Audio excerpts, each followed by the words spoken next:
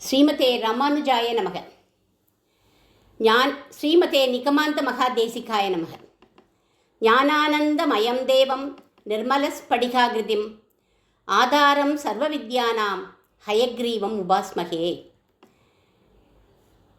விசுத்த விஜான கணஸ்வரூபம் விஜான விஸ்ரானன பக்ததீக்ஷம் தயாநிதிம் தேகபிரதாம் சரண்யம் தேவம் ஹயக்ரீவம் அகம் பிரபத்யே.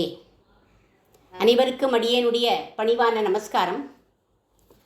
ஸ்ரீயப்பதியான பகவான் பிரளய காலம் முடிஞ்ச உடனே எடுத்த அவதாரம் குதிரை முகத்தோடு கூடிய ஹயக்ரீவ அவதாரம். இவருடைய பெருமையை இன்றைக்கு நாம் அனுபவிக்கலாம். இவர் எப்படி அவதாரம் பண்ணினார் அப்படின்னும் பார்க்கலாம். மகாபாரத சாந்தி பர்வால மோட்ச தர்மம்ங்கிற பகுதியில் இவருடைய வரலாறு சொல்லப்பட்டிருக்கு. ஆதிகர்த்தா சபூதானாம் அப்ரமேயோ ஹரிப்பிரபு அப்ஸ்யேவ சயனம் சக்ரே நித்ராயோகம் உபாஸ்திதக. பிரளய ஜலத்தில் பகவான் ஸ்ரீமன் நாராயணன் யோக நித்ரையில் இருந்தார். யோக நித்ரைங்கிறது தூங்குற மாதிரி இருக்கும், தூங்க மாட்டார். உறங்குவது போல் யோகு செய்த பெருமான் அப்படின்னு ஆழ்வார் சொல்கிறார். பிரளய காலம் முடிஞ்சு போயிடுத்து, இனி சிருஷ்டியை நாம் தொடங்குவோம் அப்படின்னு நினச்சாராம். பிரளய காலத்தில் நம்மளாம் எங்கே இருப்போம் அப்படின்னா, ஒரு ஜடப்பொருள் மாதிரி பகவானுடைய பயத்துக்குள்ளே நம்ம எல்லா ஜீவராசிகளும் இருப்போம். ஜீவராசிகள்லாம் அழியவே அழியாது. Neither be created not destroyed. அவருடைய பயத்துக்குள்ளே இருப்போம். நம்மெல்லாம் நம்மீது கருணை கொண்டு முதல்ல தன்னோட நாபியிலிருந்து ஒரு தாமரை புஷ்பத்தை உண்டு பண்ணி அது மேலே நான்முகனை படைச்சார் இந்த நாராயணன். ஹிரண்ய கர்ப்போ பகவான் சர்வலோக பிதாமக அப்படின்னு லோகத்துக்கே பிதாமகன் இந்த பிரம்மா. இவர்கிட்ட 4 குழந்தைகளாகிய வேதங்களை கொடுத்தார். 4 குழந்தைகளை கொடுத்தார். அந்த 4ம் வேதங்கள். இவைகள் வழிகாட்டும் வழியில் நீர் லோகத்தை படைக்கணும் அப்படின்னு கட்டளையிட்டார் நாராயணன். வேதங்களை கையில் வாங்கின்றதும் இவருக்கு ஒரு கர்ப்பம் வந்துடுத்து. லோகத்தில் உள்ளவாளுடைய தலைவிதியை நாம் தான் நிர்ணயம் பண்ண போகிறோங்கிற அகந்தை வந்துடுத்தான் இவருக்கு. இவருக்கு விதின்னே ஒரு பேர். ஏன் அப்படின்னா, எல்லாருடைய தலைவிதியும் இவர் தானே நிர்ணயம் பண்ணுறார். அதனால் இவருக்கு விதின்னு பேர். அதனால் இவருக்கு ஒரு அகந்தை வந்துடுத்து. சர்வலோகேஸ்வரன் இதை புரிஞ்சுட்டான். அவனுக்கா புரியாது.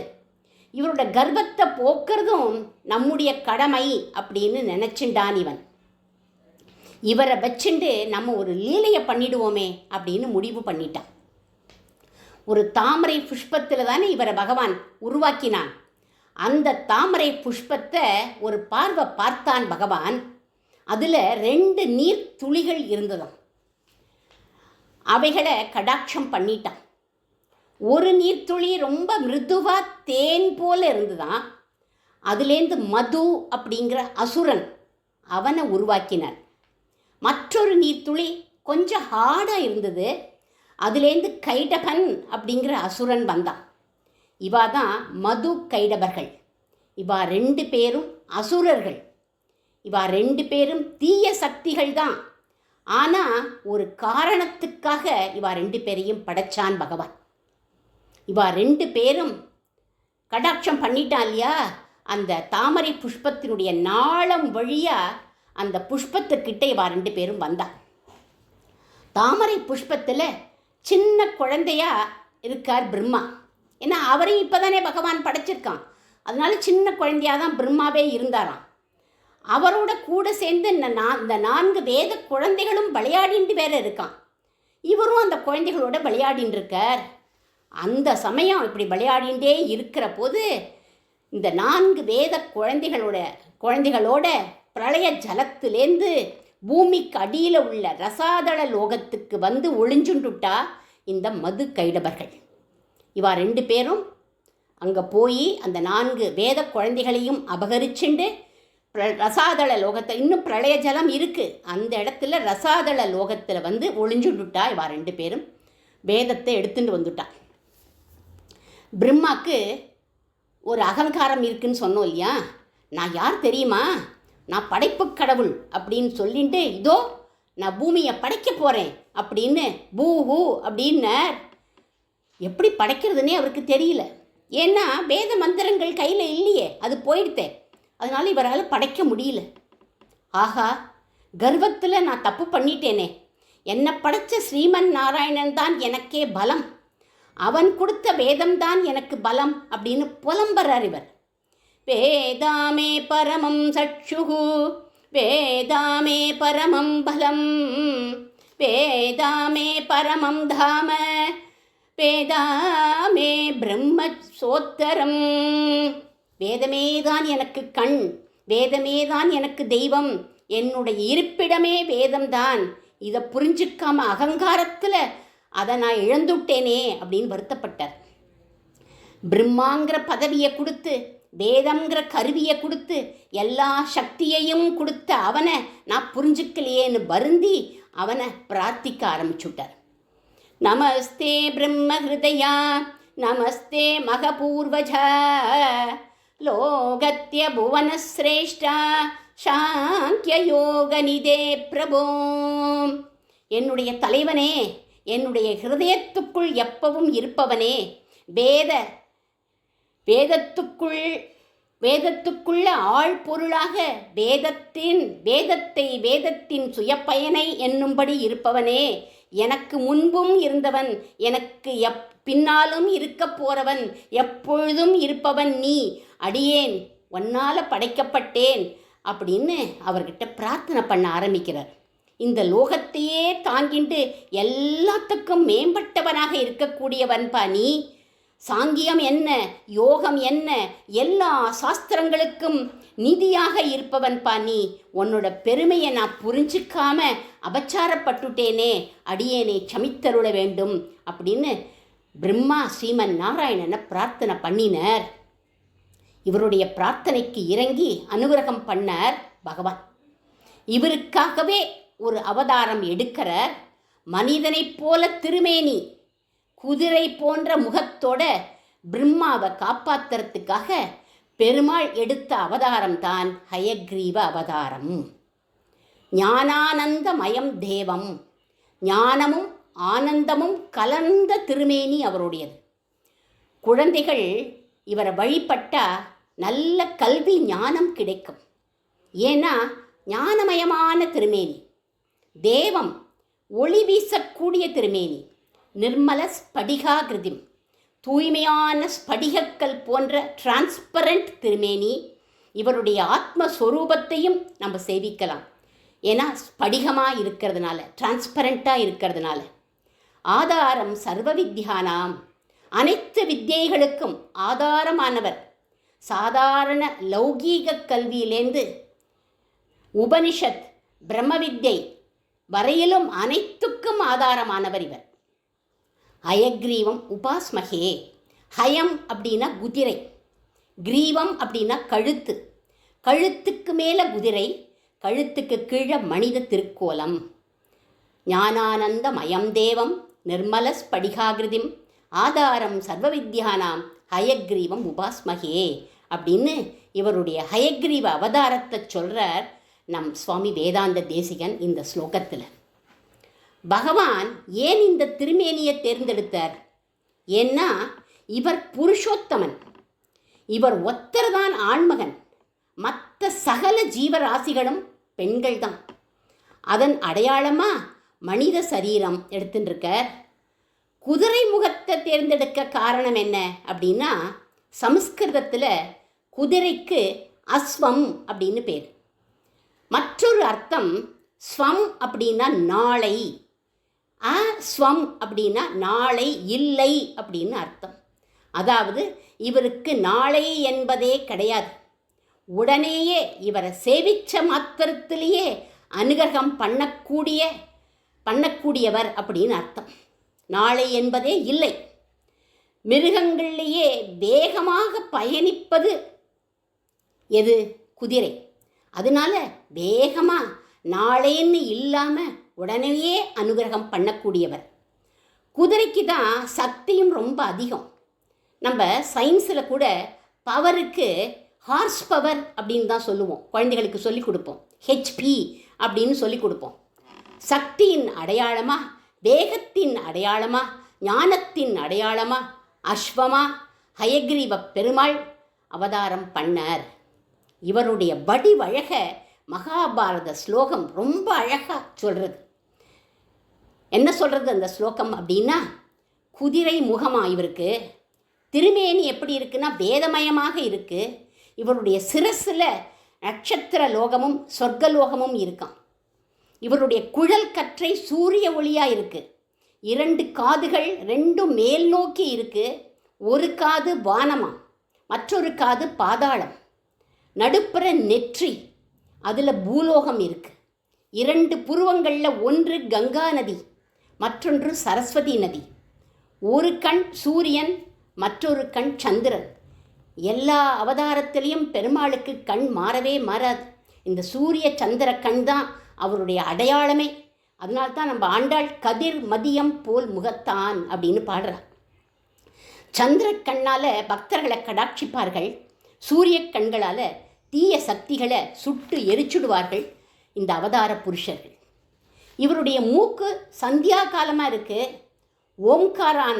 ஓம்காரங்கிற பிரணவம் இவருடைய சிந்தனையாக இருக்குது. நாக்கு மின்னல், பற்கள் பித்ரு தேவதைகள், மேல் உதடுகளில் பசுக்கூட்டங்கள், கீழ் உதட்டில் பிரம்மாவோட சத்தியலோகம், கழுத்து இரவு பொழுது. இப்படி இந்த ஹயக்ரீவர் சந்திர பிம்பத்தில் எழுந்தருள் இருக்கார் அப்படின்னு அந்த மகாபாரத ஸ்லோகம் வர்ணிக்கிறது. அடியேன் ஸ்லோகத்தை சொல்லாமல் அதனுடைய வர்ணனையை மட்டும்தான் உங்களுக்கு நான் சொன்னேன். ஆனால் நம்ம சுவாமி வேதாந்த தேசிகன் சிம்பிளாக ஒரே ஸ்லோகத்தில் இவரை எப்படி நாம் தியானம் பண்ணணும் அப்படின்னு நமக்கு சொல்கிறார். அந்த ஸ்லோகத்தை பாருங்கோ. வியாக்கியாமுத்ராம் கர சரசிஜைஹி புஸ்தகம் சங்கசக்ரே பிப்ரத்பின்ன ஸ்படிகருச்சிரே புண்டரீகே நிஷண்ணக அம்லானஸ்ரீஹி அமிர்தபிசதைஹி அம்சுபிஹி प्लावयन्मा आविर्भूयात् अनघमहिमा मानसे வாசுதீசக. இதில் சொல்கிற வியாக்கியாமுத்ராம், நம்ம எவ்வளவு முயற்சி பண்ணாலும் ஞானத்தை நம்ம பெறவே முடியாது.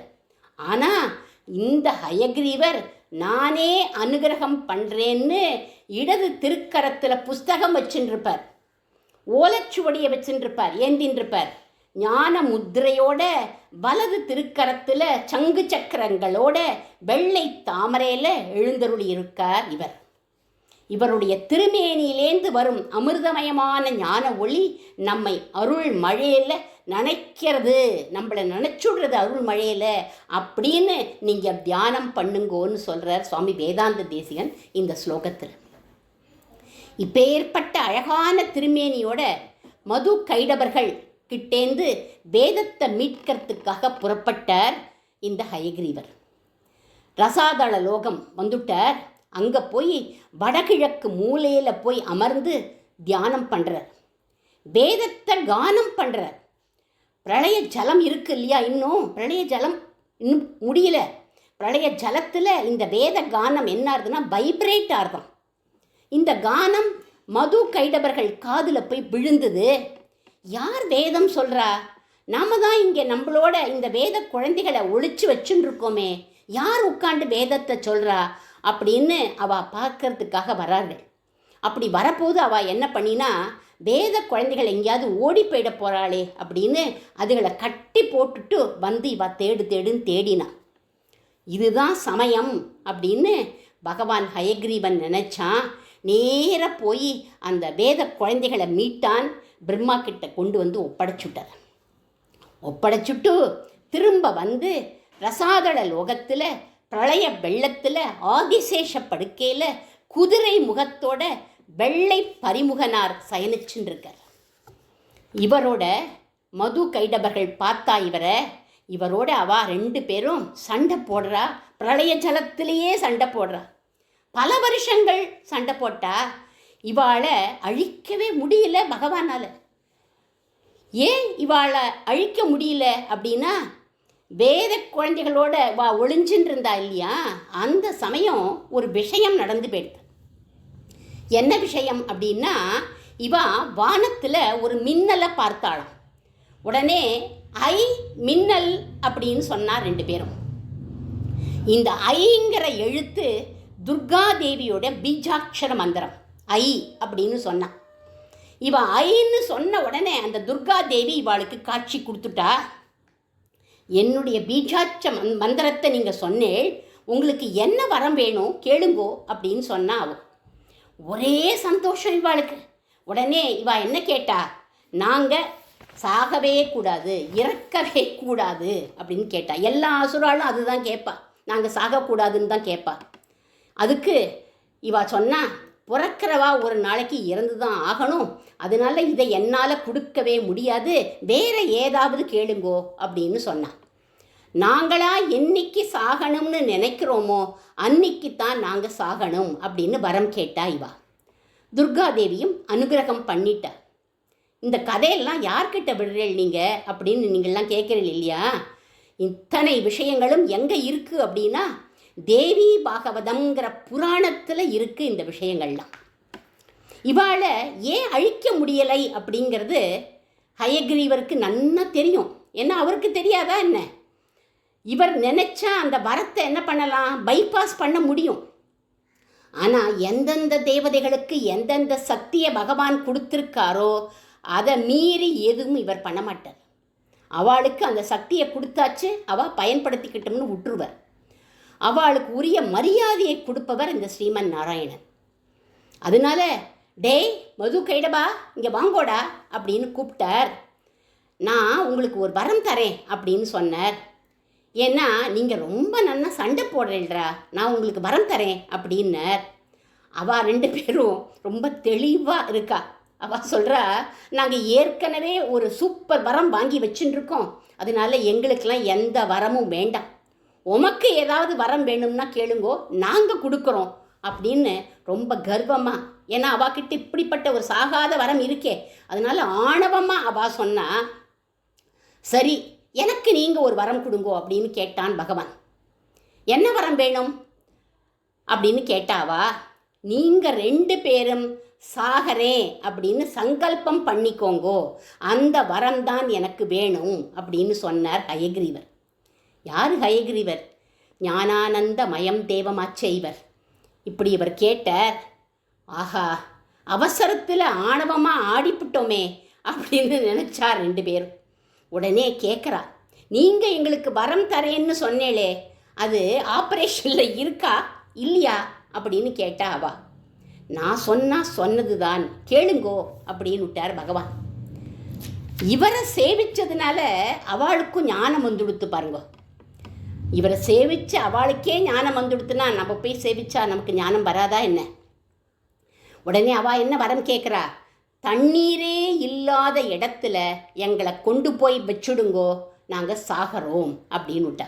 அவளுக்கு என்ன ஒரு தைரியம்னா, பிரளய ஜலம் எங்கே பார்த்தாலும் இருக்குது, அதனால் தண்ணியே இல்லாத இடத்துல எங்களை கொண்டு போய் வச்சுடுங்கோ, நாங்கள் சாகிறோம் அப்படின்னு விட்டா. எங்கே பார்த்தாலும் பிரளய ஜலம், பூமியே பிரளயத்துக்குள்ளே இருக்குது. எவ்வளவு சாமர்த்தியமாக வரம் கேட்டுட்டா பாருங்கோ. ஏன்னா ஹயக்ரீவரை சேவிச்சதுனால. இவாளோட இவாளை விட சாமர்த்தியசாலியாச்சே நம்ம ஹயக்ரீவர். டேய் இங்கே வாங்கோடா அப்படின்னு கூப்பிட்டார். தன்னுடைய தொடையில் அவளை வச்சுண்டு மூட்டைப்பூச்சியை நசுக்கிற மாதிரி நசுக்கிட்டார். ஏன்னா இவருடைய தொடையில் தண்ணி இல்லை. மாத சமஸ்த ஜகதாம் மதுகைட பாரே அப்படிங்கிறோமே சுப்ரபாதத்தில். 2 தீய சக்திகளும் போயிட்டா. இவா சாகிற போது ஒரு வரம் கேட்டா.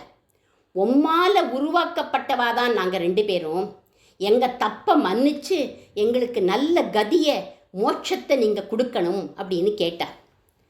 இவாளுக்காக மார்கழி மாதம் வளர்பிறை ஏகாதசி அன்னைக்கு உங்களுக்காக வைகுண்ட வடக்கு வாசலை நான் திறந்து உங்களை வைகுண்டத்துக்கு அழைச்சிண்டு போவேன் அப்படின்னு சொல்லிட்டான் பகவான்.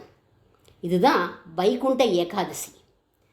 அசுராளான இவாளை நசுக்கிற போது இவாளுடைய உடம்பில் உள்ள கொழுப்பு ஃபேட்டு ஹயகிரியோட கையில் படிஞ்சுடுத்து. அதை பூமியில் தடவினார் அவர். தேவையில்லாத பிரளய ஜலம் அத்தனையும் வத்தி போயிடுது. பூமியை நன்னா நிலை நிற்கும்படி பண்ணிட்டார் இவர். பூமியை நிலை நிறுத்தினார் இவர். அதனால தான் இந்த கொழுப்புக்கு மேதத் அப்படின்னு பேர். அதனால பூமி பிராட்டிக்கு என்ன பேருனா மேதினி அப்படின்னு பேர் வந்துடுத்து. நீங்கள் என்ன இப்படி ஒரு கதை சொல்கிறேன்? பூமியை வராகப் பெருமாள் தானே கொண்டு வந்தார்னா அது வேறொரு கல்பத்தில், இது வேறொரு கல்பம்.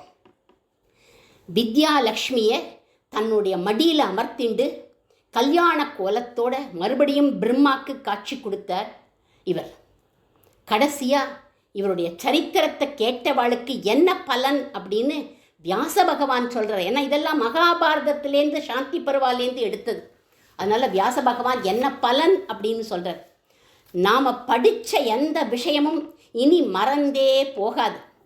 பிரம்மாக்கு வேதத்தை மீட்டு கொடுத்த மாதிரி நாம் எதை மறந்தாலும் இவர் ஞாபகப்படுத்திடுவார். ஆனால் இவரை நாம் சேவிக்கணுமே, அப்போ தானே ஞாபகப்படுத்துவார். அதனால் படிக்கிற குழந்தைகள்லாம் இவரை வணங்கிட்டு போகணும் அப்படின்னு சொல்லுவாள்.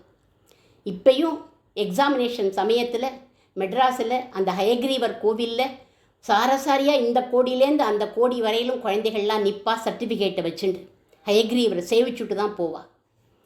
பெருமாளோட மற்ற அவதாரங்களுக்கும் ஹயக்ரீவ அவதாரத்துக்கும் ஒரு வித்தியாசம் உண்டு.